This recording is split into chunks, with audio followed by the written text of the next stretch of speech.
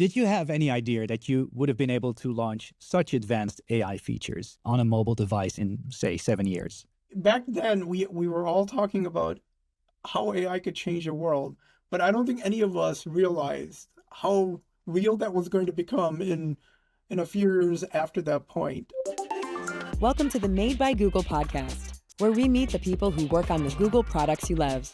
Here's your host, Rachid Finge. Welcome back to the Made by Google podcast. We're excited because it is season 10. 10 seasons of bringing you behind the scenes of how we build the products you love.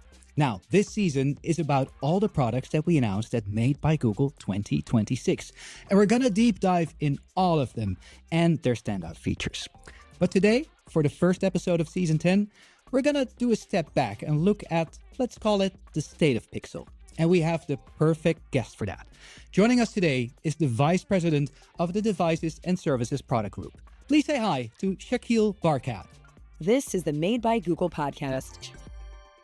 Shakil, as we record this, it's about 3 weeks before the big Made by Google reveal in New York City. How's the feeling? Like, what's the vibe? Are you nervous? Are you happy, excited? Hey, Rashid, I am super excited. It's always a great moment of the year when we get to show the world all the exciting devices and experiences and capabilities we've all been working on. I'm so excited to share all the amazing features that we're going to bring out during the MBG event. Well, and you're the best guest to do that because you oversee the teams that bring the Pixel vision to life. So that's engineering, that's design. What would you say is quintessential to Pixel? Yeah, there's a number of things, but the way I think of it is there's so much amazing things that Google works on across the company. How do we bring those amazing capabilities through Pixel to our users all over the world? And more in the way we want to demonstrate them to the user and have our customers experience those amazing features. So whether it's updates to Maps or how Gemini as an AI model should be running on the device, or how Workspace and how you get work done should be done on Pixel and phones. I always look forward to talking with my colleagues all over the company and the amazing things they're bringing to our devices. So you're saying having a Pixel in your pocket means having the best of Google in your pocket, essentially. Exactly. And also in a very opinionated way on how we think users should experience all of that capability across Google. So Shakil, as the Vice President of the Devices and Services Product Group, you lead a lot of people that need to be in sync, come together to bring out these amazing devices. What's that like, having sort of that overview of the whole team and working with all these amazingly talented people? Yeah, it's amazing the types of things that we could create with hundreds and in some instances thousands of people across different organizations, different companies working together to bring out these amazing devices. And I want to give a shout out to all of the teams that have been involved in making these amazing phones and watches and all of the devices we're bringing out to market this year. When you're in the sausage making and you're seeing how everything's going, it is amazing how many different interactions it takes, how many different meetings, how much work it takes from all of the teams to build these amazing products. So super shout out to all of the teams involved in making these devices. Now, you joined Google 7 years ago. We just were about to launch Pixel 4, Pixel 4 XL. What are your memories of that era of Pixel? There was a lot going on at that time inside of Google and inside of Pixel. And we were debating this narrative on, is Pixel premium enough? And, at that time, we were working on Pixel 5, obviously, inside the company. There was this discussion about how do we really take Pixel to the next level? We were working on a bunch of actually AI capabilities even back then. So we kind of led it all up to the Pixel 6 launch, which took about 2 years to get everything working and in place. But that was really the big memory for me, was how well Pixel 6 came together with our own Tensor chip, our first generation of it, our own silicon, a whole new industrial design. We had a whole new camera system, a number of Pixel devices around the ecosystem, including our first generation watch. It was an amazing moment. So, yeah, you mentioned AI already. So a big part of the Pixel history, of course, and certainly starting from Pixel 6. Now, I think AI has always been an important ingredient of what Pixel was. How did it evolve over the past few years, you think, when it comes to Pixel? Yeah, absolutely. Our vision from, the first Pixel instantiation was how do we bring the best of hardware, software, and AI together? And that's always how we've been bringing together these amazing features and capabilities. Thinking about how that's evolved, the camera is a great indicator of how that's evolved for us. From the early days of how we were able to process and use AI algorithms to really make your pictures perfect in any condition, even to night sight on how it worked in dark conditions, like if you're at a bar or you're outside in the dark with moonlight, how do we make sure we capture the perfect moment for you? To the evolution to now what is a number of features, including Magic Edit, My Best Take, and more importantly, the feature that we're going to announce at our Made by Google event in a couple of weeks, Magic Capture, where we can take the best picture for you or the best video, and you don't have to miss the moment by focusing on when you're taking the right picture. But the journey that we've gone through over the last 10 plus years around imaging is just another great indication of how well AI has evolved. Well, you touched upon one of the new features that we're launching in the Pixel 11 series, so let's get into that now. Many people will tell me it only matters when it's useful, right? So you mentioned one of the great new features with the camera, for example. What are some other new AI features that you will call definitely useful that we're bringing to Pixel this year? Yeah, along with Magic Capture, we're evolving the Android platform from a more productivity utility to having the smarts and the AI capabilities to do things on your behalf. And that's what we're calling Gemini Intelligence. And with Gemini Intelligence, we're introducing a number of new features.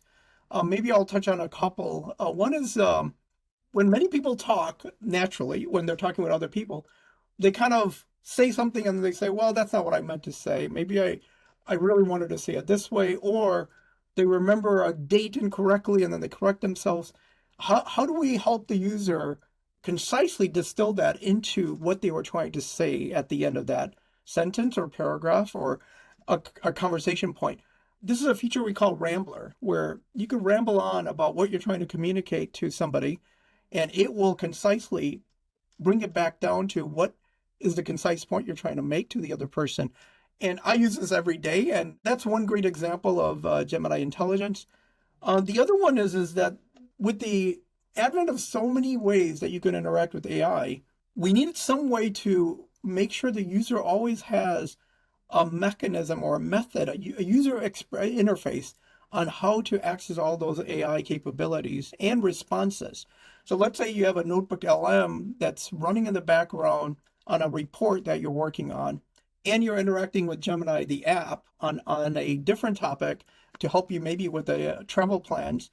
How do you know what the status of these things are? And when the AI is ready, when Gemini is ready to engage you again, this is a feature we call Halo.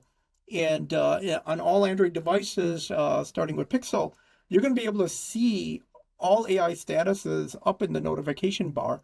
And at any time, you'll be able to pull it down and get an update on where AI is. This is just another element of Gemini Intelligence and how it's evolving the platform to be much more proactive for you. Shakil, I'm so curious. When you think about Magic Capture or Rambler, and you think back at those days when you joined, when Pixel 4 was about to be launched, did you have any idea that you would have been able to launch such advanced AI features on a mobile device in say, 7 years? No, yeah. Back then, we were all talking about how AI could change the world, but I don't think any of us realized how real that was going to become in a few years after that point. It is amazing how fast AI has moved and how much capability it's bringing to all of our devices. So I am very excited about the future. And, an example I always give to people, I've been in the consumer electronic and smartphone world for a long, long time, before there were smartphones, and they were called feature phones.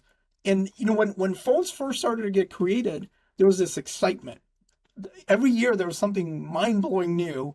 Things were evolving at a very fast pace. Over the last few years, or the last 10 years, that had kind of slowed down.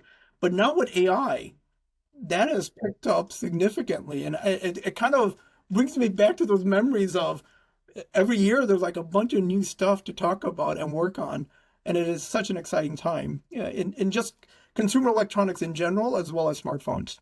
Now, let's talk about some of the devices we are launching now. So Pixel 11, Pixel 11 Pro and Pro XL, and then of course the foldable Pixel 11 Pro Fold. Could you tell us in your mind, like which one's meant for who? Oh yeah, absolutely. All four devices are amazing.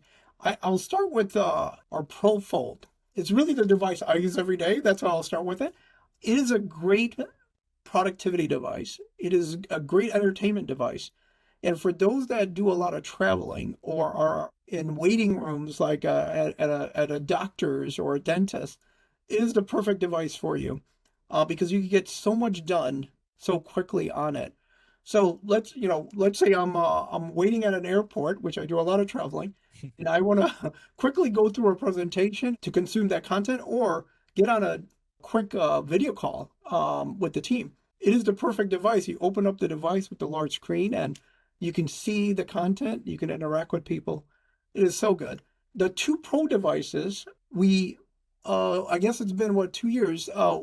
We wanted to make sure that we could build the two sizes for our users globally.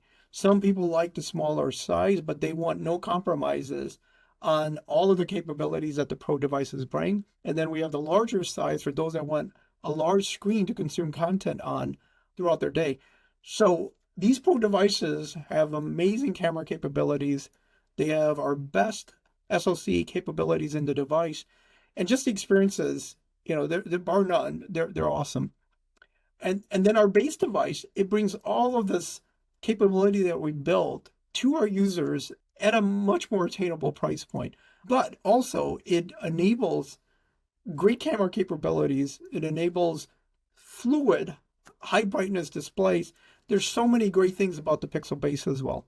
We also have to talk, of course, about Pixel Watch. Pixel Watch, 5th generation, out now. What struck me, of course, there's always been like health features in there, heart rate tracking or, GPS for when you're running, for example.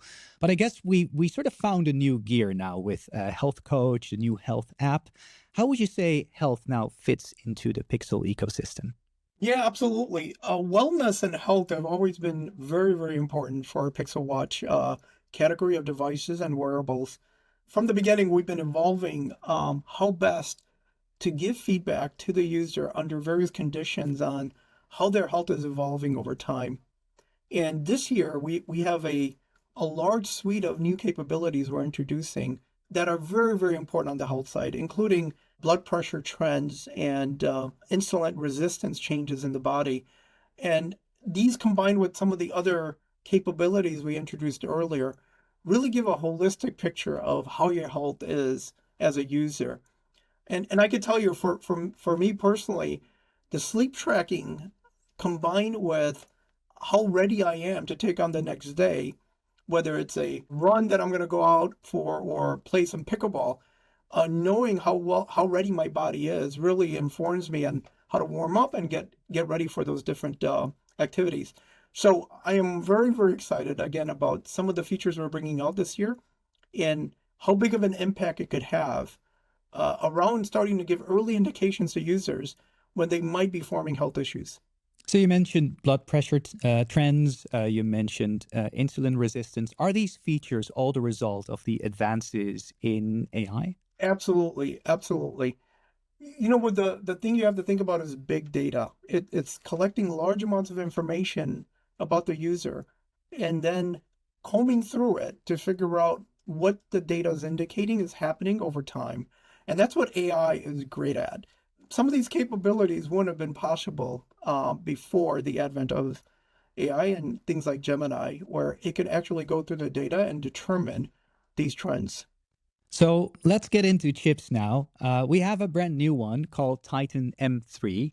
For those who don't know, Titan is the security chip in our Pixel devices, but we had Titan M2 for the last 5 generations of devices. Now we have M3.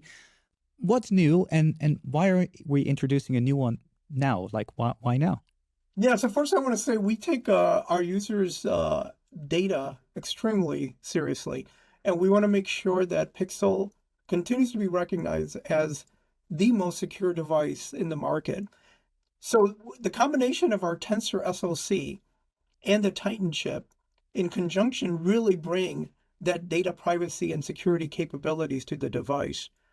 As the security market evolves in the sense of threats to our devices, we also evolve our capabilities both in the SoC and in our security chip, the Titan M3.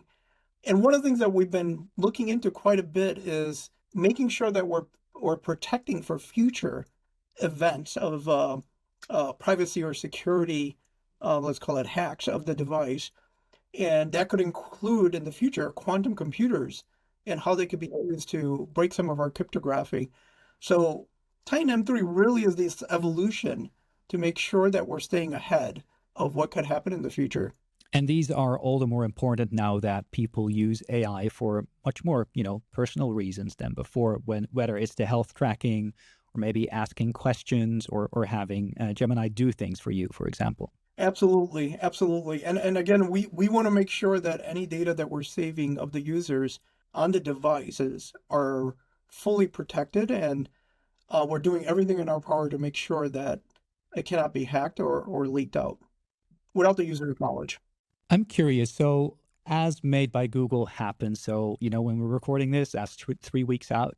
What do you do on that day? I'm sure you're at the event. Are you nervous? Are you part of the show? Like, what is your day like on launch day?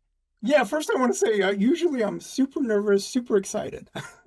Again, excited to share everything we've been working on. There's a lot of live demos. There's a lot of things going on, and a lot of opportunities for something not going perfectly. So it definitely adds some fear factor to it on the day of.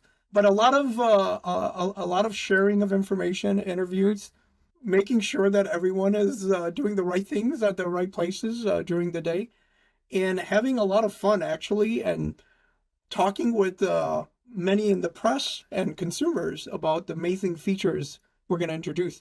So it's really, I would say, an exciting day overall. But as the event is unfolding, there is some fear to make sure more about did we miss something, and are we communicating everything the way we wanted to?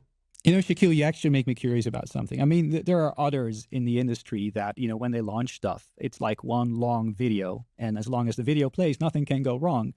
We opt to actually do, as you mentioned, live demos. Why do we do that? Yeah, that's an excellent question. First I want to say that our goal is to communicate the amazing things we're working on directly with the consumers, with people that want to buy or are thinking about buying our devices. How do we convey what these capabilities are? There's no better way than doing a live demo in a very relatable user situation. So like Rambler, and under what conditions or situations would you want to use that, and how could that be helpful to the user? Or Magic Capture, how well it works under different conditions, and how do we explain to the user how well it would work for them if they put themselves in that position. So a live demo is really perfect for that. It gives them real confidence that, yes, I could also see myself doing it. Shakil, I'm curious, after 7 years with Pixel and counting, of course, what's your happiest memory of being on the Pixel team so far? Oh, I have so many, but it's a super challenging area, but very rewarding. I would say the Pixel 6 launch, I guess that would have been in 2021, was probably the most memorable moment for me. It was a culmination of so many things that came together, again, across the phone products, the silicon work that we were working on, the watch, and all of the work we were doing in the health area. And then on the hearable side, and all of the work we've been doing around ANC and noise cancellation, bringing all of this together and getting it to our users was really rewarding. And that kind of changed the trajectory of what Pixel is today. Amazing. Now, finally, Shakil, and it's something we ask all the guests of the Made by Google podcast, and I'm sure many listeners will get their Pixel 11 device very soon. What would you say is the first thing they should try on a Pixel 11 phone? Oh man, there's so many things. I would I would say Magic Capture. It is so good and it is so intuitive in what it does. And again, it really allows you to stay in the moment and not have to worry about, am I capturing the right video? Am I capturing the right image? It's just such a good feature. Yeah. So I would say the first thing they should try is Magic Capture with their family members, birthday parties, sports games like basketball games. There's just so many ways you can use it, and it's so good.